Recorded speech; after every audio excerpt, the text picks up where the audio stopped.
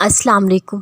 بہت اچھا لگتا ہے تجھ سے مانگنا میرے اللہ، ساری زندگی مجھے کسی کا محتاج نہ بنانا، آمین۔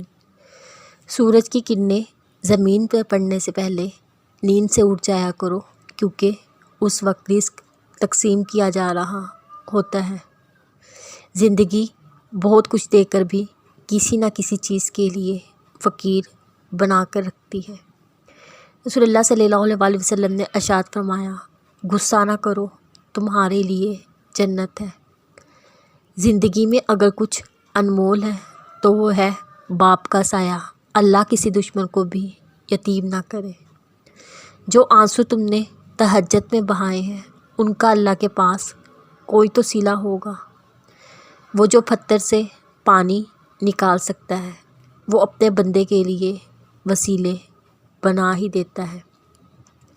کسی بزرگ سے پوچھا گیا، رحم اور کرم میں کیا فرق ہے؟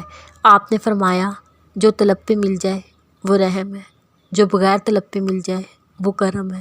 دعا ہے اللہ کریم ہم سب کو اپنے رحم و کرم سے نوازے، آمین۔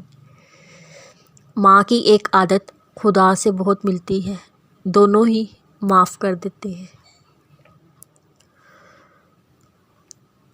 اے اللہ، اس دنیا میں جتنے مسلمان بیمار پریشان ہیں، ان سب کی بیماری پریشانی دور فرما، آمین۔ تکالیف کا اعلان نہ کرنا شکر کی انتہائی شکل ہے۔ ہم اچھا بننے کے باوجود کسی نہ کسی کہانی میں برے ہوتے ہیں۔ کتابوں کے علاوہ جو چیز سبق دیتی ہے وہ زندگی ہے۔ تمہیں لگتا ہے وہ شخص تمہارا اپنا ہے جس کو چیخ چیخ کر دکھ بتانا پڑتا ہے۔ مضبوط بنیے، آپ کو بس آپ کے رب کی باتیں رلائیں، لوگوں کی نہیں۔ جب رب کی راہ پر چلتے ہیں تو دل بڑا کرتے ہیں، ڈھیٹ بنتے ہیں، اللہ کی بات مانتے ہیں، لوگوں کی باتوں کو اگنور کرنا سیکھتے ہیں، انہیں دل پر نہیں لیتے۔ ایک عقل مند سے کسی نے پوچھا، پسند کرنے پیار کرنے میں کیا فرق ہے؟ عقل مند نے جواب دیا، اگر آپ کو پھول پسند ہے، آپ اس کو شاخ سے یا جڑ سے اکھاڑ دیں گے۔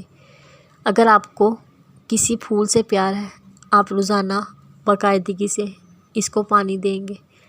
اگر انسان صابر ہے، اس کے ساتھ کی گئی ہر زیادتی کا جواب عرش سے آتا ہے، اور وہ بہت بخشنے والا، بہت ہی محبت کرنے والا ہے۔